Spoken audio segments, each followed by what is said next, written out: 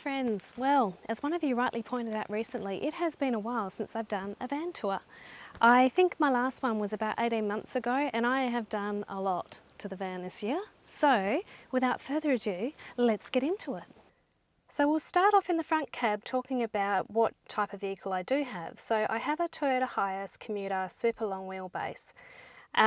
It had done 66,000 Ks when I found her, and she's now done 207 and 771.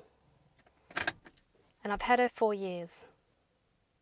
It's a lot of Ks. And I think I may do another video at some stage about why I chose a Toyota. Basically, they go forever. So she's been super, super reliable. I have never had any issues with her whatsoever. I do get her serviced regularly every 6 months or 10,000 Ks. Although, mind you, I did forget to get her serviced when I got back to WA late last year. So yeah, when I went and saw a mechanic this year, he was like, your brake pads need replacing again because you've done 60,000 Ks since I saw you last.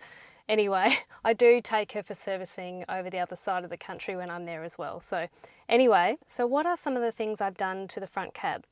Not a lot. I have put in recently this shelf behind my head here because I do struggle a little bit for storage inside the van, and I just kept putting my jumpers and things on the front seat here, which was just annoying me. I like to have everything, a space for everything and everything clean and packed away. It frustrates me if I've got stuff sitting on the front seat. So I just created a bit of a shelf here that I attached to the wall behind my seat, and I've put just a little cheap Kmart container in there. There's nothing heavy in there, so you do have to keep in mind if you have a car accident, anything that's not tied down will become a projectile. So yeah, that won't cause an issue. It's just jumpers in there. In saying that, because I do have this behind my seat and it's right up against the seat, you can't move the seat back further. So it just means that yeah, this is a vehicle for me to drive, and I'm not short, but I'm not overly tall either. So if I do take it to a mechanic or something, it means, they've got to be a bit pushed up. But in saying that, I also have my battery and inverter behind my seat as well, because I just, I struggle for space in this van, and that was the best place for it, and just worked out with all the electrical because I don't keep a portable power system. I have a fixed system, which I'll take you through. So yes, behind the passenger seat, I keep my big fan and a bucket and just little bits and pieces. And I've done a lot of interior renovations myself to the van, and if you've seen my past videos, you'll know that I try to repurpose wood, and I hate waste. So anytime I have had to purchase wood or just keep offcuts, I don't want to throw them out, so I'll either keep them. I just keep minimal amount of offcuts just behind my seat, and they do come in handy. If there's anything that's too big, I give it to my brother-in-law. He's always extremely grateful for it. So yeah. So I have bought these fly screens for the side door and the back door from Living in a Bubble, and they just magnetise to the metal side of the van here with little magnets in there. And then this one here, it's just magnets down the middle, so you can easily get in and out. And then the one on the back door is a zipper. But yeah, they're really effective, lightweight, easy to manage. And I think they're a couple of $100, but yeah, I've got a link in my description if you're interested. So before we get stuck into the fun part, the interior of the van, I just want to give a bit of a backstory for those of you that don't know me. So I started van life 4 years ago, and it was a snap decision when I decided to do it. I had done it before, I'd been thinking about it a while, and then I went, right, going to do it. Got the van. It was partially fit out, so out of the original fit out, the kitchenette is still remaining here. The rest of it's all been changed. So when I did it, I quit my job and I hadn't planned very well. So I had a couple of months of still working, but I was basically going to be living off savings, and so I didn't have the funds to do, a lot of professional expensive renovations to the van. So I have been gradually doing most of it myself as I've gone throughout the years, and it really wasn't until I got into the van that I found what worked for me and what didn't. I redid the bed space a number of times. I even redid some of it again a few weeks ago. So yeah, that's the backstory on why I have done some of the things the way I've done them. So let's talk electrical, and I want to preface this by saying I really don't know a lot about electrical. I have worked out a lot as I've gone and I've learnt, but it was the one thing I did actually spend a fair bit of money on before I moved into the van, because I knew that I wanted 240 power. I don't like to carry gas, personal reasons, it worries me a little bit. I also want to be able to cook inside my van when it's closed up in, you know, all scenarios. So that's why I knew I wanted 240 power. So, and I really did intend on having a job on the go as well, which, you know, thankfully that did come in, and that's how I fund this lifestyle, working full time. So yes, needed 240 power. So I did get a auto sparky to put in a system. So I started off with a 1000 watt inverter and two 100 watt solar panels, and they were flexi panels, and they were sort of, you know, one was in front of the other on top of the roof. Now I did find out, it was a few months after I had that installed, the top of my roof started, so I didn't actually have this pod on my roof when I bought Gypsy. And so I had the flexi panels directly on top of the Hiace, and I found after a couple of months there were these rust circles starting on my roof. And people were speculating, saying that it might have been bat poo because I'd been up at Carragini. Anyway, I wound up sanding them all back, rust proofing them, and etc, etc. But what I found interesting was when I got the roof pod installed on here, I pulled the solar panels off, and those rust stains were underneath the solar panels as well. So just a word of caution, if you are going to use flexi panels on the roof of your vehicle, I don't know what happened. I don't know whether there was like a stray current and something hadn't been plugged in correctly, or whether that's just something that happens, but it was definitely some sort of electrolysis the reason that those circles popped up in my paintwork on my roof. So anyway, I have a DC to DC charger, so I've always been able to charge my battery while I'm driving my vehicle. I think that's really important because solar's only going to get you so far. And I do use a lot of power because I cook with the 240. So, and I actually cook most meals, so I'm generally cooking 3 times a day. So unless I'm buying a meal out, because I like to eat a lot of protein and fresh food, and yeah, so it's just me personally in my diet. I cook all the time. So I do need a lot of power, and a lot of you are probably getting quite frustrated with me now because I'm having a lot of power systems when I go off grid. So when I started van life, that initial setup was completely fine because I was traveling, I was doing a lot of traveling. Whereas I've really slowed down a lot this year, and I've been doing more remote camping where I'm sitting still for, you know, as long as I can. And that is causing problems. So when I had my pod installed, I did upgrade my system. So my original inverter did wind up dying still within warranty, so they replaced it, and they replaced it with a 1200 watt inverter. So that was free of charge, that was great. I upgraded my my battery to a 200 amp hour. So before, I did have a 100 amp hour lithium battery. I now have a 200 amp hour lithium battery. And I have one panel on my roof still, which is still a 200 watt panel, fixed panel on my roof. So some of the things I would change, I would get a backup portable power system. I would get flexi panels. I would love to have more, not necessarily draw capacity, like the 1200 watts is okay. I have probably struggled a bit to find kettles that, you know, you're pretty limited with your kettles because that'll draw a lot of power at once.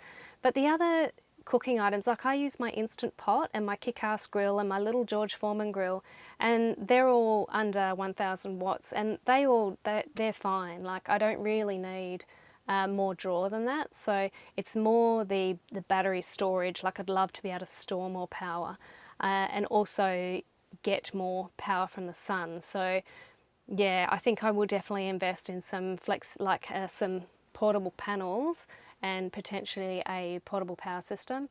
And given my time again, I may have actually gotten a portable power system if I knew they existed back then. I didn't. I was a real newbie to van life, and I really didn't know much about it. So I had everything put in fixed. So most of my I did actually have my inverter in this space where my fridge is originally at the back, and I've got my DC to DC, I've got an RCD protector in there. all that sort of jazz that's required for the 240. As I mentioned, my battery is behind my front seat, so it's all kind of connected in this area. However, I do have DC power, which is on the other side of the kitchenette here. And just a word of caution, so the DC power was already there when I bought the vehicle, and when my Sparky looked at it, he's like, oh, you know, it wasn't really connected right, could have been a problem.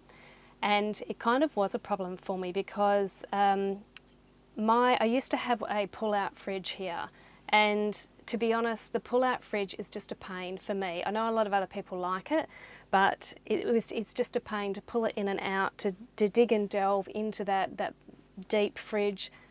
I just found it really painful. So I really love this little fridge. It's just an angle, and I think this was $1,000. So my other fridge died. I'll go through that story. So the other pull-out fridge I was in Cairns, and it was all of a sudden the temperature was just not, it was going up and down. It'd freeze one moment and then it'd be off the next. Anyway, I wound up having a look at my DC switches on the side, and it turns out that so I was following the cord from the fridge back to the switch, and that connection at the switch for the fridge had actually burnt out. And when I had a Sparky look at it in Cairns, he said, yeah, your switchboard is not big enough for the capacity of power going through that wiring. So that's something I didn't realise, that, you know, it's like a pipe with water. Sorry, there was a noise outside. It's a magpie coming by to say hello. We're like a pipe with water, so a pipe can only take so much water through it, and it's much like that with apparently electrical wires too. So I had to upgrade my switchboard for my DC, which it was like all my water pump and my lights and my fridge. Yes, and then I went and bought a second-hand Engel, which that only lasted me a year, unfortunately. So I ran the gauntlet. I paid $400 for a second-hand one. Lasted a year. Anyway, this one's been $1,000 to purchase new. And I was pretty much stuck with this one because I knew I wanted a front opening one, and I only had that limited amount of space to put it in. So yes, I do have this bit of cardboard shoved in the top. Reason being is that I have only attached this fridge on one side. So with these fridges, you just kind of attach it. Have I got the camera on that there? There's a little screw here that I've attached it on, and I don't know whether, so you can attach it on the other side as well. So I'm not sure if it's because I don't have it attached either side, or I don't have it sort of strapped down, that it's making this sort of rattling noise, and it's just bothering me in the middle of the night or waking me up in the morning. So I've recently just cracked it, and I've just shoved some cardboard in there to try and stop the rattling, which seems to have worked. So that's my solution for the time being. I will eventually, I don't know, maybe slide another piece of wood in there at the top or strap it down more. Yeah. Okay, so now let's talk water. So when I first bought the van, it had this set up with a tank here that I could fill with water, and a tank here which was like my exit tank for wastewater. And I did use that for a few weeks, and you know what, it just really bothered me. The exit water, it just got stinky. It was a pain, like just to try and find somewhere to empty it, because you get sideways stares from people if you're emptying a full tank somewhere. So I have to admit, my solution to that was get rid of the exit tank. Then I have two 20-litre tanks of water that I can use. And I did used to have them side by side, so I could just change the hose over, but then I bought this water filter system, gravity water filter, so then I put that in the middle. Anyway, so I just keep a bowl in my sink now, and so I just have to empty that into the garden, rather than having an exit tank. I love it. I absolutely love it. It's so much less painful. Nothing smells, I can carry more water. It's the best thing I ever did. So this electric water pump system was already in the van when I bought it, and that's been fantastic. Never had any issues with it. Runs off DC power. I have no idea how it all connects and works, but it does. I also store a whole bunch of stuff in here behind my tanks. So I just like a colander and a funnel, and you know, I've got like my tea towels and paper towels and things like that, my kettle, that kind of stuff. So this is a Phoenix gravity water filter, and I actually haven't drunk tap water for years. I'm one of those people that doesn't like to drink all the fluoride and chemicals in the water. Don't hold it against me. Anyway, I really didn't like that I had to keep buying those, you know, there's carry waters, you know, that you can get from the supermarket, your 10-litre ones, because A, the water is kept in plastic, and then I've got to dispose of that plastic. It's so much waste. I really just didn't like it. So I was thinking, okay, what's the solution to that? So I was looking at a whole bunch of different filters, and I think that after all my research, I came down to to actually have like a filter system installed on the pipe and all of that. It was a bit of palaver, and I don't know whether it would have worked as effectively. So the way this one works is there are some carbon filters in the top. I think they're made from coconut husks or something, I'm not sure. Anyway, what that does is that filters out all the chemicals and bacteria and things. And then in the bottom, I bought the extra fluoride filters, and so that filters out the fluoride. And it's important to note that it will still keep all the minerals from the water in the water. Because did you know, and maybe fact check this, but I did see it on a documentary with Zac Efron called Earth, and it was saying that, you know, we're actually stripping our body of minerals just by drinking rainwater and filtered water, because rainwater, when it hits the earth, it seeks out minerals. And so if we're avoiding that process, when we drink it, it's seeking out minerals from our body and stripping our body of those minerals. So anyway, not too sure about that. I still buy mineral water and drink that occasionally, just in case. Anyway. I have also started carrying 10-litre tubs of water on my roof now that I have a roof rack as well, and also because I'm doing a lot of off-grid camping, and so this is really handy for if I get stuck, you know, without water, it's there, but also just for showers and things. So yeah, I can pull these down and top up my other water tanks, or I can have a shower with the water I've got in here. So as most of you know, I do work full-time from my van, and I knew that I needed a desk space in the van, and when I originally started I didn't have this beautiful desk. I had something else I'd knocked together and I'd had it hanging up. Anyway, this has been amazing. So I actually just bought a table leg. I think I got it from like a boat supply place, because they would have a lot of those legs for boats. And then I went to my local men's shed. And for those of you that don't know, a men's shed is a government initiative to keep men in their twilight years together and active and creating things, and it really does help the community as well, because a lot of them are just so handy, and so they've got like these community workshops with all this amazing equipment, and yeah, and so they just make amazing things. They make toys and repair things, and they're amazing. So anyway, I went and saw them, and they were beautiful, man. They gave me like a tour of their whole workshop and everything. And I just said to them, look, I just want something really simple, just a piece of wood, you know, that I can just round the edges, you know, that'd be great. And if I give my time again and my experience now, I probably could have done it myself, but back then I didn't really know what I was doing. So anyway, I was just expecting something really basic, and this beautiful man, put together this beautiful like desktop for me, which it's so beautiful. And so occasionally I sand it back as well, and I just put some oil on there to keep it nice. But yeah, I love it. I do need something this big, and potentially even bigger, because I normally have 2 screens going for when I'm working, but I also need it for artwork and YouTube videos, editing and all of that. Now for my bed base, I just bought 2 sets of Titan drawer systems. These drawers are really, really heavy. I did throw my back out putting them in place, but I have screwed them into the ground, and yeah, they roll really well. They've got quite a bit of room in them. And just if you're not handy and you can't build drawers, they are a cheaper option. I think it was like $300 for one set, so it was probably about $600 all up for that, but you can lock them as well, which I find really handy. And all I've done for the top is just put some pine as on the top here, a little bit of edging, and yeah, just some foam mattress. I'll link the video that I did recently about setting up the bed here.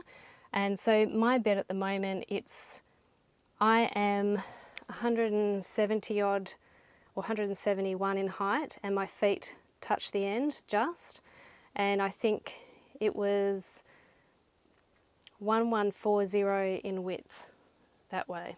Yeah. One of my favourite purchases in the van has been my Lagun Table leg.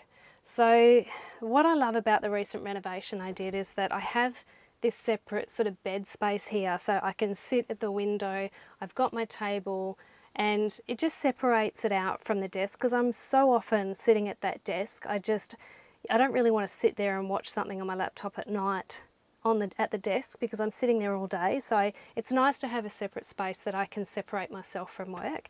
But the Lagun Table leg just moves around in so many different ways. So I can have it at the door if I want to sit down at my door and just eat breakfast while I'm looking outside. I can put it in the middle of the van and sit here with my chair while I'm looking outside. I can be painting and looking at the ocean.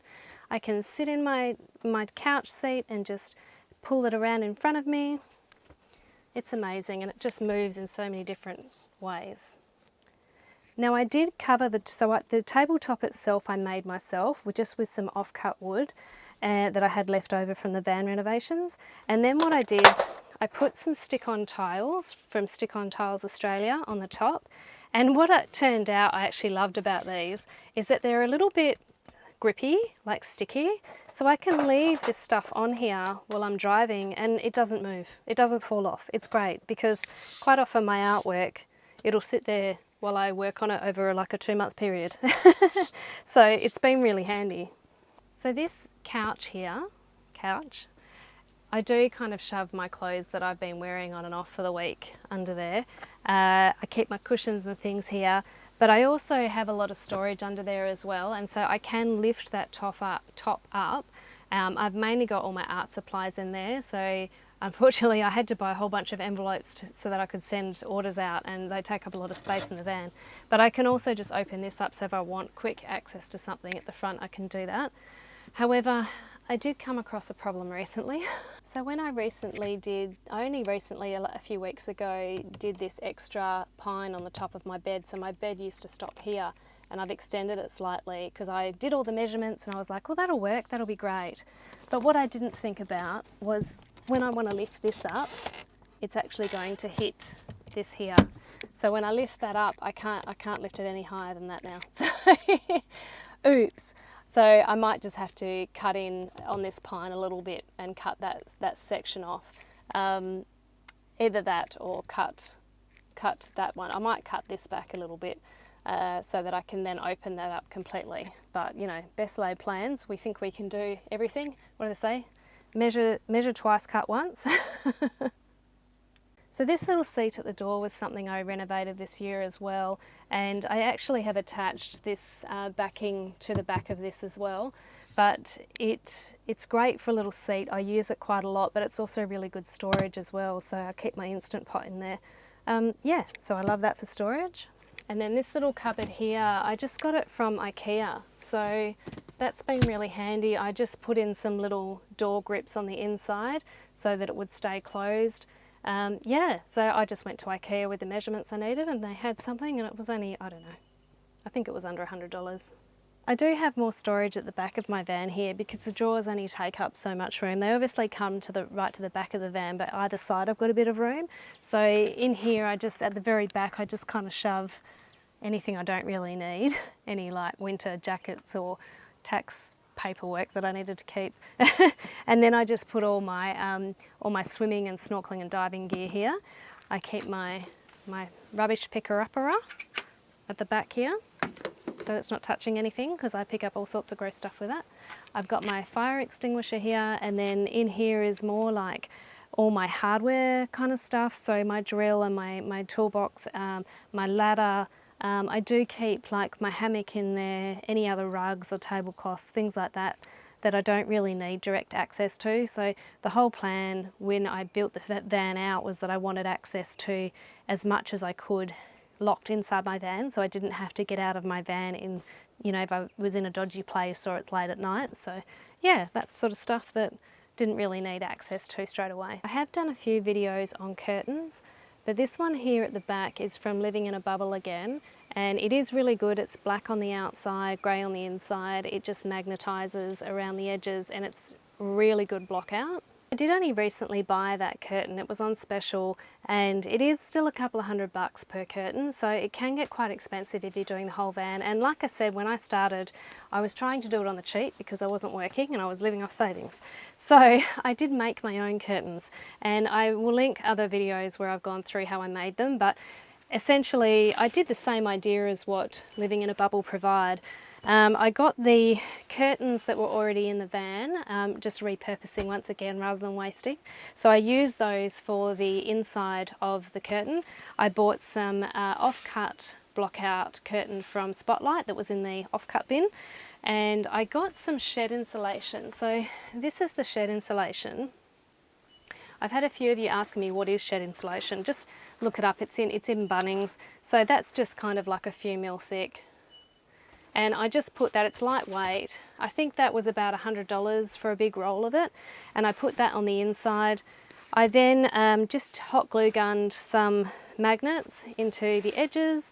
And then I did sew them in later because the hot glue gun will, that glue will melt from the heat over time. But they've been amazing, like they block out everything.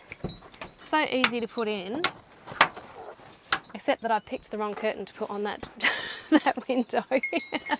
But they do just go straight on the window, and when I created them I wanted to make sure that no light was getting through, because I wanted to be able to once again stealth camp in my van with lights on and no one could see, and they do exactly that. So yeah, if you're looking for a cheaper way of doing it. Some of the other cool little items that I have in my van that I love are my lights. I bought these lights, I think it's Nova lights, so there's a link in my description. And it's no wiring, they're just rechargeable. So I don't like to buy battery operated things either because it's just wasteful. So anything I can charge via USB, awesome. So yeah, it's a bit of a pain, every, once a week or every couple of weeks, depending on how often you're using them.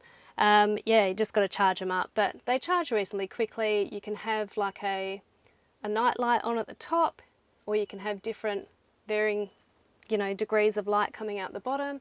And I've just got one in each corner of the van, and rather than having my big, bright fluoro light on, I can have a bit more mood lighting at night. So I love those. Now when it comes to insulation, obviously I don't have a lot of cladding in here, like proper cladding.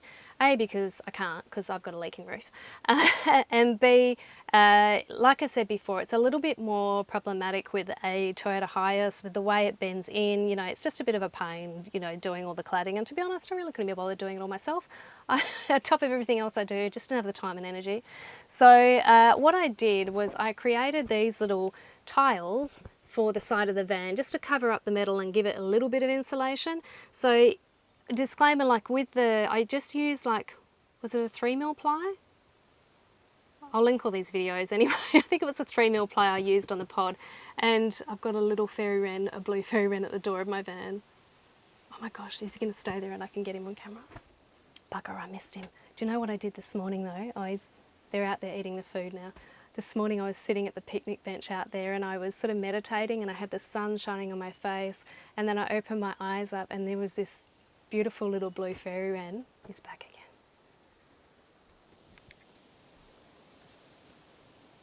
I don't know if you can see, there's a little one just eating over here. Where's the blue one gone?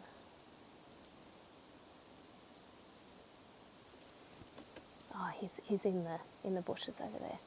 Anyway, I'll insert the video. I'm sorry, that's why I love this life, because I love to be around all my birds. It's that time of day that they come by to say hello. So anyway, back to my tiles. So I just wanted to create a little bit of insulation because, look, I avoid the cold wherever possible because I feel it really a lot. And I've really missed being in Queensland this winter because I love Queensland during winter. Anyway, so it does, like when it gets sort of like below 7 or 8 degrees at night, it's quite uncomfortable. So this has helped somewhat.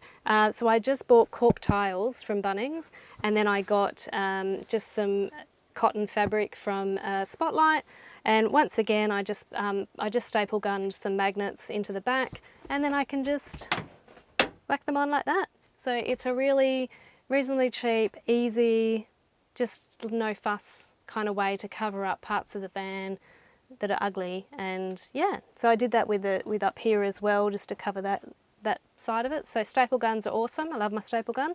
Really easy to use. It's just manual, it's not an electronic thing. So yeah. Now with the skylight, I haven't actually had anything covering the skylight up to this point. It's just been bothering me a little bit lately in the mornings. So yeah, I wound up, when I did the plywood on the roof and I did the cutout for the skylight, I actually kept the bit of ply that I'd cut out in that shape. And so what I've done is I still had a little bit of leftover, so I used wool insulation, behind the ply in here. And so I've got wool insulation in here. So I think when I got rid of the back window curtain and I'd bought the Living from a Bubble one, I repurposed that curtain again, because I love repurposing, and I've just staple gunned a little cover for the skylight together. So I just kind of slide it in there, pop it up, pull it back, done. Other things I've done is just buy a rod from IKEA, and I did actually just get these little curtain hooks from a shop in Margaret River, and just some sort of calico curtain from blockout curtain from Spotlight, and I just hand sewed those, as you can tell by the dodgy sewing work. And yeah, so I've got those just as curtains. And once again, I just bought some curtain hooks from a little shop in Margaret River, and I have just kind of wired those on a bit dodgy with what I've got there. And I just bought a rod once again from Spotlight, and then just like put it in the holes here, so it's just one of those adjustable rods. Yeah.